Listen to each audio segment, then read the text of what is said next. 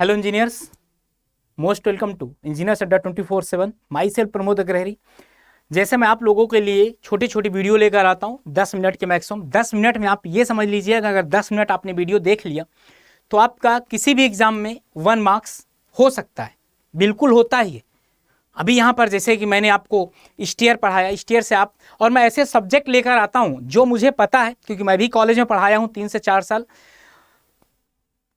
तो मुझे पता है कि कॉलेज में क्या पढ़ाया जाता है, क्या नहीं पढ़ाया जाता। और अगर आप कोचिंग भी करते हैं तो वहाँ पर भी बहुत बच्चों को इस इंटरेस्ट रहता नहीं है यहाँ पर। जैसे मैं यहाँ पर आपको आज पढ़ाने वाला हूँ टाइप ऑफ ब्रिक मैसनरी। अपने आप से आप पूछिए कितने लोगों को पता होगा कि type of brick masonry, type of stone masonry. शायद न, गलती आपकी नहीं है। आपको जब कोई टीचर पढ़ाया नहीं होगा तो आपको कैसे पता चलेगा, आप बताइए। जब आपको कोई टीचर पढ़ाया ही नहीं है तो आपको कैसे पता चलेगा कि ब्रिक मैसनरी क्या होता है या स्टोन मैसनरी क्या होता है। तो इस वजह से मैं ऐसे टॉपिक लेकर आता हूं जिसमें बच्चों को बहुत ज़्यादा प्रॉब्लम होती है। और अगर आप एक बार वीडियो देखते हैं तो आई होप आपको पूरे का पूरा कॉन्सेप्ट क्लियर हो जाएगा, क्रिस्टल क्लियर आपका हो जाएगा कॉन्सेप्ट। और हाँ, अगर आपको ये वीडियो पसंद आए तो लाइक और सब्सक्राइब जरूर करिएगा मेरे दोस्त। और अगर आपको आता हो तो वीडियो स्किप कर दीजिएगा मेरे दोस्त, ठीक ना। चलिए स्टार्ट करते हैं। Type of brick masonry. Masonry actual दो तरह का होता है, स्टोन मैसनरी और ब्रिक मैसनरी, ठीक ना। तो यहाँ पर स्टोन मैसनरी और ब्रिक मैसनरी, तो ब्रिक मैसनरी कितने टाइप की होती है मैं आपको आज बताने आया हूँ। यहाँ से आपके प्री में एक क्वेश्चन आ जाता है। क्या? यहाँ से आपके प्री में एक क्वेश्चन आ जाता है। देखिए कितने टाइप का होता है type of bond. Stretcher bond, header bond, English bond, Flemish bond, garden bond, Dutch bond और रैकिंग बॉन्ड।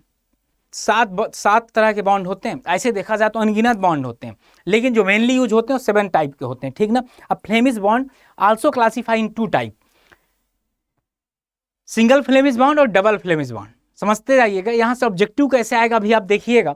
यहाँ पर जैसे आप हेडर बॉन्ड देखे होंगे तो हर बच्चे को समझ में आ रहा होगा, सामने से क्या दिखना चाहिए, हेडर दिखना चाहिए। Let us suppose this is a brick, ये आपकी एक ब्रिक है, ठीक ना। अगर सामने से आप ये देख रहे हैं दिस इज अ हेडर, तो क्या इसको बोल देंगे, हेडर बॉन्ड बोल देंगे।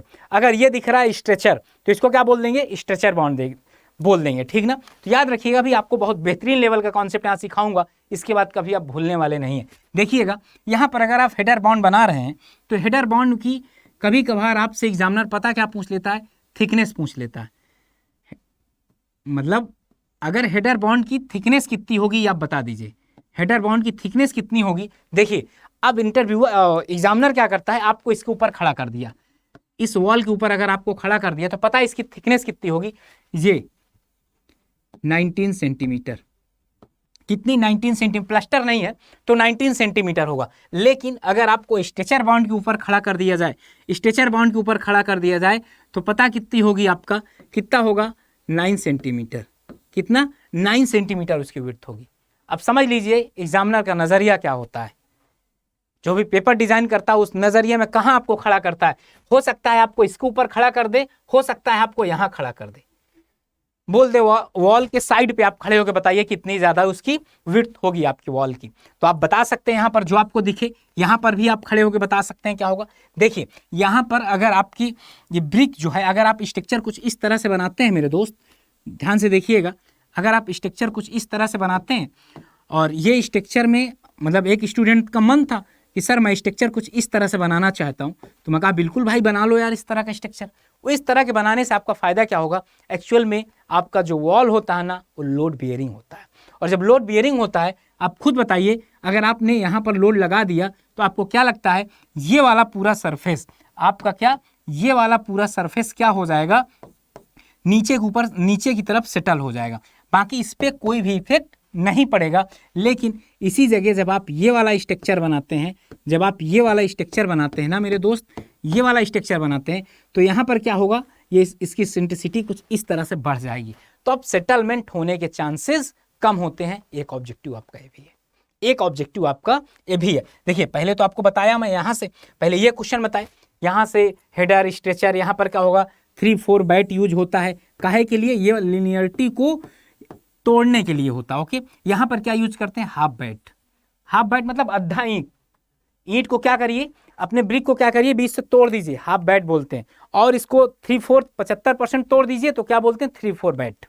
समझ रहे हैं। इसके बाद यहाँ ये जानने के बाद आप को आज आई होप ये आप समझ गए होंगे। अब इसके बाद बात क्या आती है, English bond and Flemish bond. ये बताने की बारी आई है कि इंग्लिश बॉन्ड और फ्लेमिश बॉन्ड, आई होप 90% लड़कों को ये चीज़ भूल जाती है कि इंग्लिश बॉन्ड और फ्लेमिश बॉन्ड में दोनों में अंतर क्या होता है, ठीक ना। तो यहाँ पर मैं आपको यही बताने आया हूँ कि इंग्लिश बॉन्ड और फ्लेमिश बॉन्ड में अंतर क्या होता है। तो चलिए देख लेते हैं इंग्लिश बॉन्ड और फ्लेमिश बॉन्ड में क्या अंतर होता है। इंग्लिश बॉन्ड और फ्लेमिश बॉन्ड में क्या अंतर होता है ये देख लेते हैं। ओके चलिए, तो यहाँ पर आज मैं कुछ एक ऐसी ट्रिक आपको बताने वाला हूँ ना, शायद इसके बाद आपको पूरे लाइफ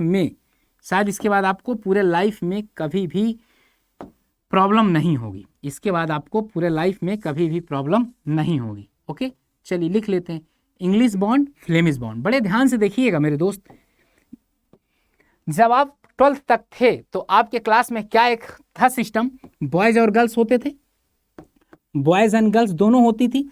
तो कुछ बच्चों की क्लास में क्या होता था, जब बॉयज और गर्ल्स था, किसी क्लास में क्या होते थे, बॉयज और गर्ल्स एक साथ बैठते थे, किसी क्लास में क्या होते थे, अलग अलग बैठते थे। कॉन्सेप्ट को ध्यान से पकड़ना है यहाँ पर।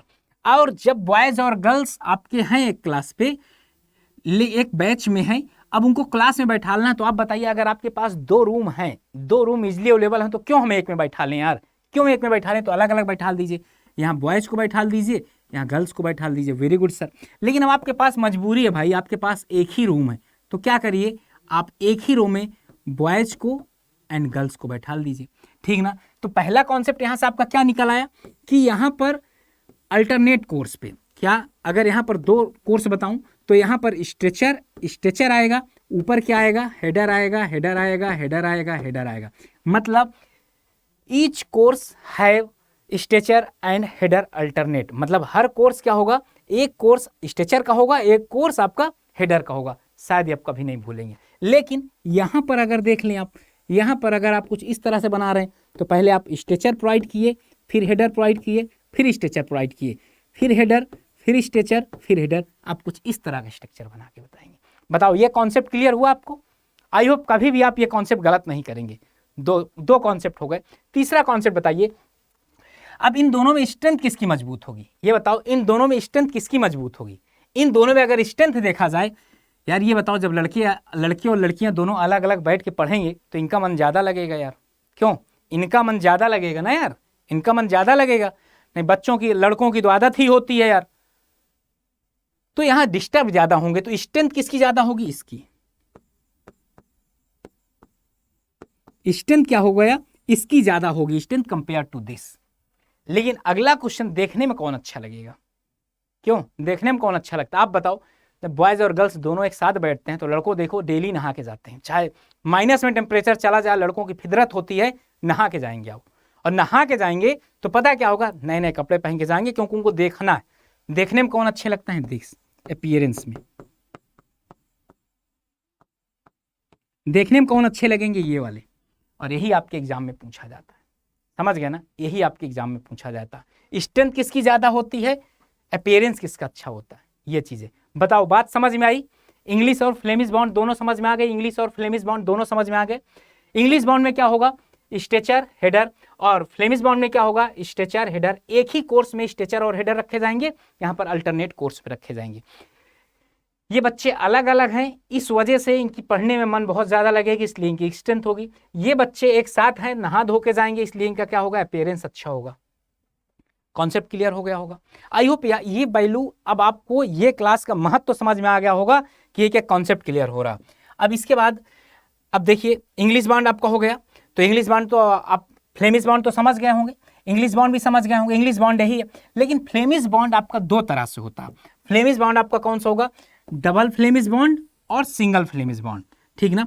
डबल फ्लेमिश बॉन्ड और सिंगल फ्लेमिश बॉन्ड। तो यहाँ पर मैं आपको दिखा दूँ डबल फ्लेमिश बॉन्ड और सिंगल फ्लेमिश बॉन्ड कैसे बनाया जाता है। यहाँ पर अगर आप देख पा रहे होंगे, ये अगर आप देख पा रहे हैं,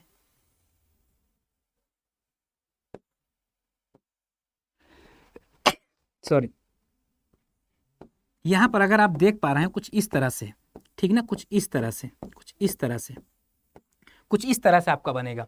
ओके मेरे दोस्त, ये क्या है? सिंगल फ्लेमिश बॉन्ड है। और ये क्या है? डबल फ्लेमिश बॉन्ड है। ये क्या है आपका? डबल फ्लेमिश बॉन्ड है। डबल फ्लेमिश में देखिए ना, जो चीज़ें इधर से दिख रही वही चीज़ इधर से दिख रही। तो ये स्लाइड आप यहाँ पर आपको क्लियर होगी।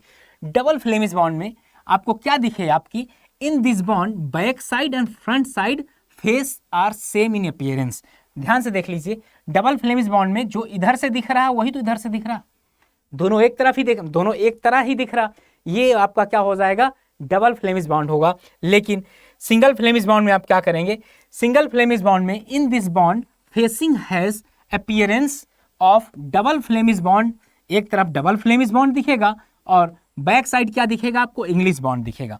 और इसकी मिनिमम थिकनेस कितनी होनी चाहिए, 1.5 ब्रिक की होनी चाहिए।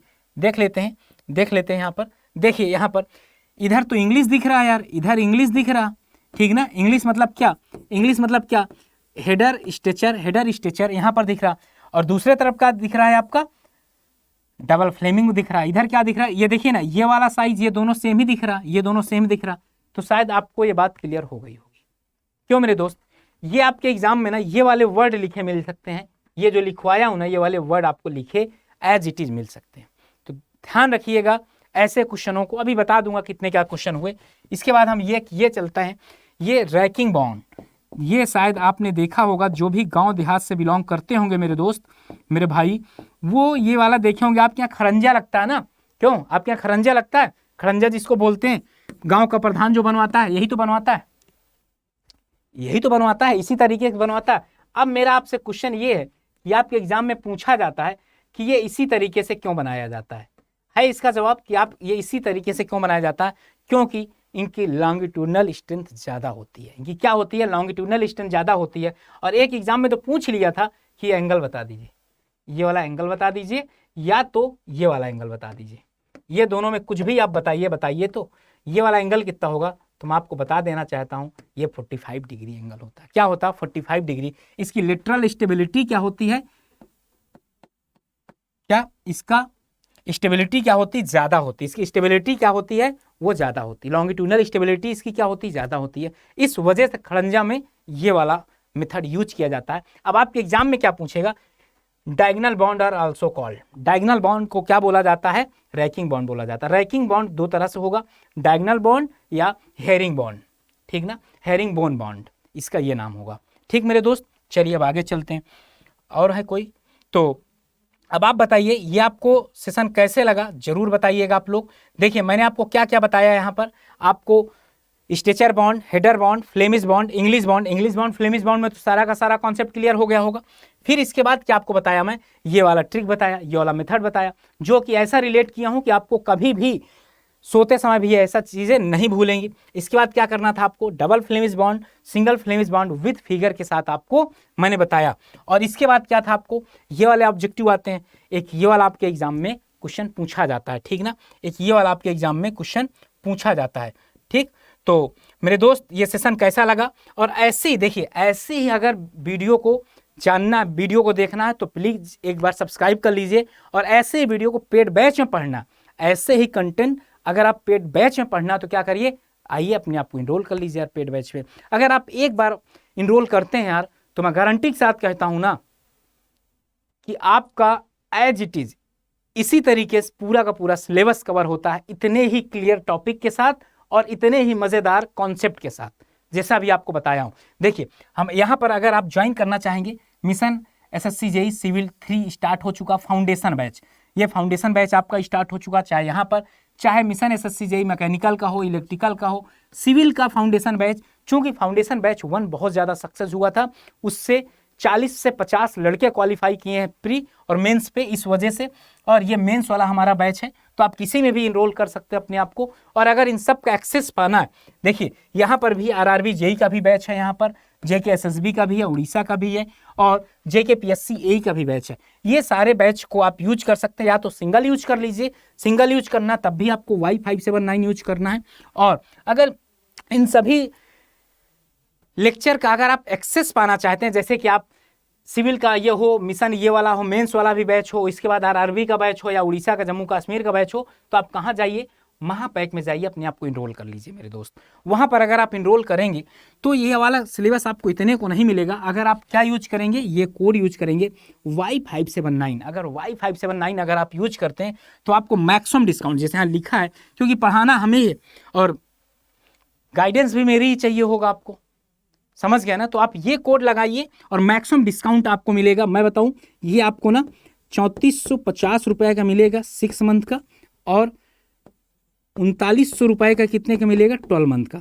ये महापैक की बात बता रहा हूँ, किसकी, महापैक की बात बता रहा हूँ। तो जाइए यार अपने, मेरे दोस्त, मेरे भाई, छोटे भाई, जाओ अपने आप को इनरोल करो यार, कोड लगाइए ये वाला और मैक्सिमम डिस्काउंट पाइए और जुड़ जाइए इस परिवार के साथ। और ये परिवार की हरदम दुआ है कि आप लोग सिलेक्ट हो यार मेरे दोस्त। बहुत बच्चे को सिलेक्शन दे चुके हैं यार, बहुत बच्चे सिलेक्ट हो भी चुके हैं। तो कैसा लगा वीडियो ज़रूर बताइएगा।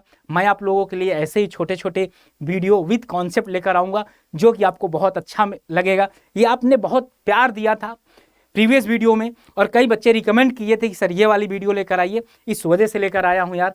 वीडियो अगर पसंद आया हो तो ज़रूर लाइक और सब्सक्राइब करिएगा। मिलते हैं आपसे नेक्स्ट वीडियो में, तब तक अपना ध्यान रखिए, पढ़ते रहिए। Okay bye.